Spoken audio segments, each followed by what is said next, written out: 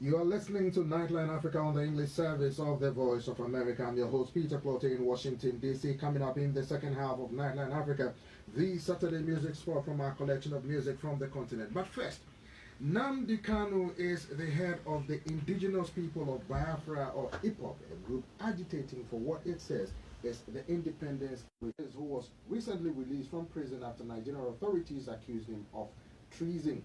He has often championed a strategy of civil disobedience to press home Ipob's demands to free his people. However, his critics say he is a rabble-rouser who seeks to undermine Nigeria's unity as well as its territorial integrity.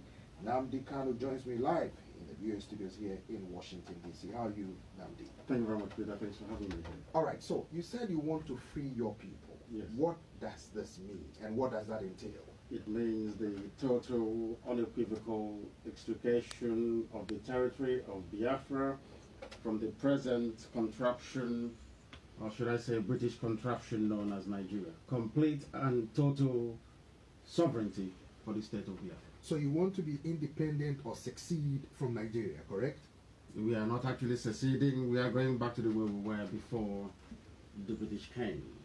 So do you think the authorities in Nigeria as it stands now, one, and indefensible, or as authorities say, the separation of Nigeria is unwarranted and will not be entertained in any circumstances? Do you think your objective is achievable? It is achievable because you would expect any dictatorial state, you would expect any backward banana republic, which Nigeria has become, to speak in exactly those terms. But what they have cleverly forgotten is that they are the instigators of separation.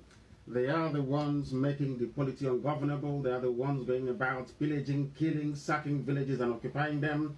They are the ones that have taken nepotism to a new and unbelievable level. They are the ones running Nigeria as if it is a private family business. They are the ones that have promised and sworn to bring Islam into Biafra land. They are the ones arming and equipping the 4 known terror groups you have in Nigeria to cause havoc and kill innocent people. We are not going to fold our hands and watch this continue to happen. The same set of circumstances obtained in 1966 when over 300,000 Biafrans were slaughtered in the north. That led to the declaration of the state of Biafra in 67. This time around we are far more prepared, far more knowledgeable, far more aware, and far more exposed to allow the same thing to happen to us again. They promised to Islamize and to colonize us, but we will not allow that to happen. So let me ask you this. Recently, when Nigeria held elections, you made a proclamation about a support for one party or another. People say, if you want an independent state, why support a party to participate in an election that you don't believe in, that really undermines your objective of having an independent state of Biafra? First of all, we are Democrats, and secondly, we did not advocate for the voting of any particular party. What we said very clearly is that the policies of APC, as championed by the cabal who are in charge in Abuja, is not sustainable and cannot be supported. We also wanted to demonstrate our ability to be flexible and more so to respond to the yearnings and aspirations of our elders who demanded and pleaded with us to allow the voting to go ahead. But what I can say to you is that voting in Nigeria, as you've well seen, thankfully you were there to observe it, is not only shambolic, but is an exercise in futility. Voting doesn't count in Nigeria. People voting in Nigeria is a wasted effort. All the ballot boxes, all the ballot papers, all the polling stations belonging to Biafrans in Lagos, for instance, Abuja, Kanu, Kaduna, and Zaria, were all destroyed during the election day, rendering it absolutely useless. What they have said to us is that we do not belong to Nigeria, we are not part of Nigeria. It is even a worse form of apartheid than what obtained in South Africa. Those are the conditions we are being forced to live under. Where the circumstances allowed us to participate, of course, we said we are lifting the boycott, but as you can see, regardless of what you do, the outcome is always predetermined. The Fulanis in the north will always write the results, and the army will enforce it, and the court will rubber stamp it, and that's where we are today. Does your cause entail in engaging with the government to achieve your objective, or does that also entail picking up arms against the administration or the state of Nigeria? Not at all. We are averse to picking up arms. We are not interested in armed struggle. We believe that ideologically and intellectually that this war can be won, and won very convincingly. Therefore, there will be no recourse to armed conflict. But in terms of dialogue, you can't say no to discussing with people. If they want to discuss the terms of separation, we are more than willing to accommodate them.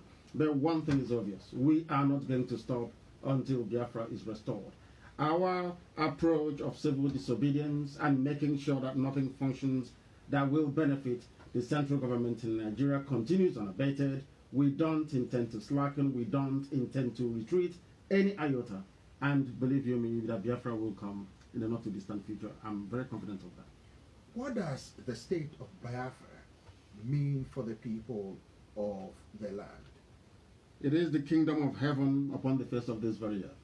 What we have seen and continue to see since the creation of Nigeria is a level of backwardness and regression which nobody ever envisaged. Not even those that fought the British for independence could have foreseen what Nigeria would become in some decades down the line. What you're seeing is a new level of what I call primitivity in governance, a new level of poverty, a new level of backwardness, a new level of what they have done in essence is to destroy every fabric that sustains any modern viable democracy. By any stretch of the imagination, you couldn't possibly describe Nigeria as a civilized, viable country. All the places that I've been to touring the world, speaking to policymakers and influencers, have led me to believe that no one has any hope that Nigeria will survive. And I can assure you, it will not survive. With this reign of terrorism, this brutal repression of free speech, this clampdown on the very core tenets of democracy, that there is no way that the Fulani template for Nigeria can survive the next 5 years. I do not envisage it. Some people have said that what you are advocating invariably puts your supporters, and for that matter, the Igbo community, in danger, not only in Nigeria, but the rest of the world. How do you react to that? We know that freedom is very expensive. We are here in the United States of America, where people fought and died and sacrificed their lives to sustain what is arguably the most civilized modern nation on the face of the earth. We recognize those sacrifices, and it is something that we're prepared to make. If ultimately, at the end of this very process, there is only one Biafran man and one Biafran woman left, we will make do with that. They can go ahead and procreate and create the future Biafra nation. What we must state very clearly is that nobody should underestimate our resolve. We are determined. My mother have just died as a result of this very effort. Many more have gone, and we are prepared to sacrifice whatever it takes to ensure that Biafra is restored. Because it's not just the hope of, say, the Biafrans themselves. Biafra will save other ethnic groups within Nigeria, and Biafra, I believe very strongly, is the beacon and the hope and the light of Africa. Once Biafra stands as an independent entity, believe you me, you will record development and progress within the wider Africa. But without Biafra, none of that will ever happen. Some Igbo monarchs have petitioned or have requested and urged the government to allow you to come back home and give your mother, your deceased mother, a befitting burial. What is your stance on that? My mother died as a result of the agitation for Biafra, and she made it very clear when she was alive that anything that I have to do to ensure that Biafra is restored is what I must do. And asking anybody to allow me to go back home to bury my mother is not part of that plan and is not part of that agreement. I have not asked anyone to speak to or lobby anybody on my behalf, and I will not, and I will not accept any, should it come across to me. What we are trying to say is this: I am not interested in going back to bury my mother, if that will entail the killing, disappearance, and extrajudicial torture, as they always do, against our people. We are not, I repeat, we are not going to do anything to jeopardize the lives of our people. But one thing is certain, that my mother will be buried. I may be there, I may not be there, but it will not come via the dictates or the permission of the Asoro cabal that currently run Nigeria. Let me ask you this. Some of your critics are saying the advocate for the state of Biafra is inward looking, is tribalistic, as they said, or ethnic state, and that you are seeking the disintegration of Nigeria, which they say is unacceptable because it questions the territorial integrity of the state of Nigeria. Who created Nigeria? The British. Are they Nigerians? Are the British people, are they Africans by any stretch of imagination? Is Frederick Lugard an African? What they're trying to say in essence is that because Nigeria was created by Frederick Lugard, somehow it confers upon it certain legitimacy which Nnamdi Kanu, as a black African man, is not entitled to question. That's what I'm saying. We keep forgetting that Nigeria is an artificial creation. It never existed until Lugard came. There was nothing called Nigeria before the British set their foot on that part of West Africa. Therefore, what we are trying to do is to return us to the basics, to the way we were before they came. Some people have argued, and I would say not very convincingly, that we should just move on from here. The only thing you can give a name and it bears that name is your pet, either your cat or your dog. By accepting the name Nigeria, what we have done in essence is to say we are not capable of creating a civilized society by ourselves and for our people. Are you telling me I can go to Europe and create a nation in Europe? Are you remotely suggesting that I can come to the United States of America, carve out perhaps the state of California, and then give them whatever name that I like? Does Nigeria even have a meaning? Nigeria is a nigger area. That is the meaning of it. It is a nigger, a place for niggers. That's the meaning of Nigeria. That is the appropriate pronunciation. Are you suggesting that we should adopt such a name for our people? Why can't Africans come together and give themselves the name that they feel that they deserve? Ghana was formerly called Gold Coast, and they changed it because the people took ownership of their destiny. Why can't something happen within Nigeria? Let me tell you this. The only reason why people are apoplectic about Biafra when it's mentioned and our need for freedom is they fear for their well-being in terms of their access to oil and gas in Biafra land.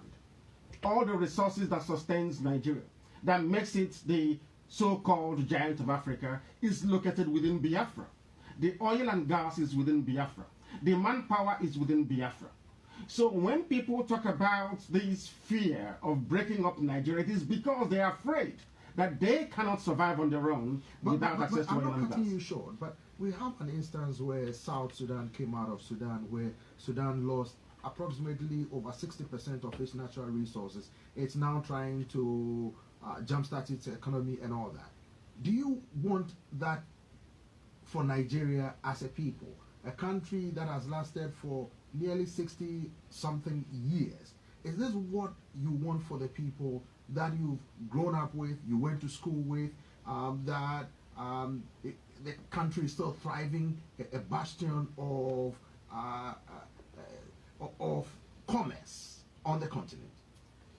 But the same argument could be made for Ethiopia. You've just spoken to the Archbishop of the Catholic Church in Addis Ababa, extolling the virtues of the Prime Minister. The reason why he received the Nobel Prize is because Ethiopia is outward looking. They recognize and acknowledge all these various agitations. They also accept the need for people to exert their identity and for people to... If the idea is to ensure that economically Nigeria does not collapse, I have said it and I will also go on record here on VOA to say it once again, that we will be prepared to pipe oil and gas to every region within Nigeria. We are prepared to share the natural resources in Biafra land with all the relevant and component parts of Nigeria, to demonstrate very clearly that our agitation has nothing to do with the economic emasculation of Nigeria, but has everything to do with our right as a people to determine where we want to go to. Ours is about self-determination. And our people must... You must also know that half of the Yoruba race is in Dahomey, in Benin Republic. That is the danger of having Europeans come to Africa to draw your boundaries for you. We are basically operating in this present day Africa, the boundaries drawn up in 1884 by Otto von Bismarck in Germany. Do you think that is fair? I don't think it is. And it is the duty and responsibility of Africans to apply African solutions to African problems. The idea that you can come to Africa and just say, you, from today you are all Nigerians, I think is laughable. You cannot do that anywhere else, only in Africa. Why must we allow it? Before we go, Nnamdi, what do you expect for your people in the next 5 to 10 years' time in this struggle to establish what you described as a Biafran state? My expectation is that in the not too distant future, there will be Biafra. If there is no Biafra, believe you me, the consequences will be disastrous for everyone. The Middle Belt people are suffering. Even for the very first time, they are bringing their murderous carnage into the Yoruba land. I shouldn't call it Yoruba, actually. It's Oduduwa, because we've been told that Yoruba means something completely different. It's Odua. Now, they have come into the West. They have pillaged and have sacked the Middle Belt. And in Biafra land, as we speak, we are under attack.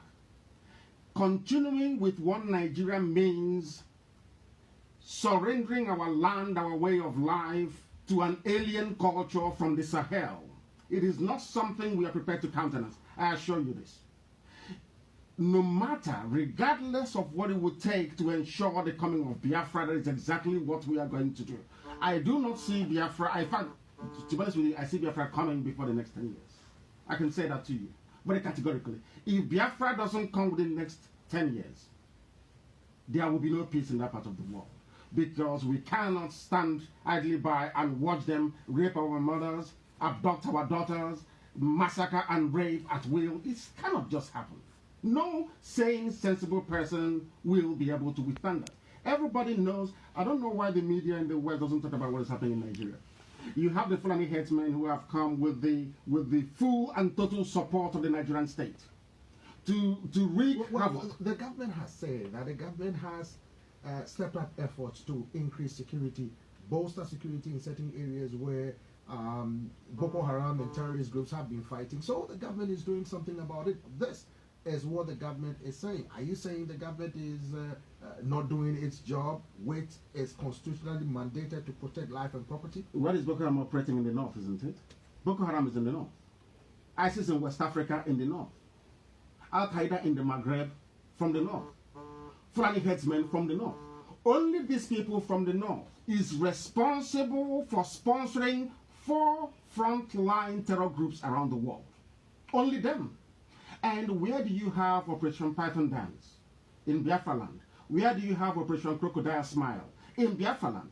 There is no singular military exercise going on in the north. They are running away from the battlefields. All the money that they get from the USA, all the military assistance they get from all over the world is geared towards suppressing civilian populations in the south. Nothing is happening in the north. When was the last time that VOA heard of any pitched battle between the Nigerian armed forces and the terrorists in the north? None. But they are down in the south, killing, pillaging, assisting, basically forming themselves as the vanguard for the terrorists to come in and take over. That is what is happening, and that's the reality on the ground. All the lies that the Nigerian government have been telling the whole world about how they are battling Boko Haram, we have been puncturing all of that. I've been in the US now for getting to over a week, and we've been doing a lot of work. I can assure you of that. And very soon, all will unravel. Because now, the policymakers here, in this very great capital of a very great nation, understand what Nigeria is up to. How come they gave Mietiala 100 billion naira, which roughly translated, I think, is about 800 million naira. Oh, sorry, dollars. From where did they get that money from? This is the 4th most deadly terrorist group in the world. The government themselves are actively encouraging them by paying them to go and take over lands belonging to other people. Well, we'll continue with this discussion another time. Nnamdi Kanu is the head of the indigenous people of Biafra, or Ipob. He joined us live from the VOA studios here in Washington, D.C. Thank you very much.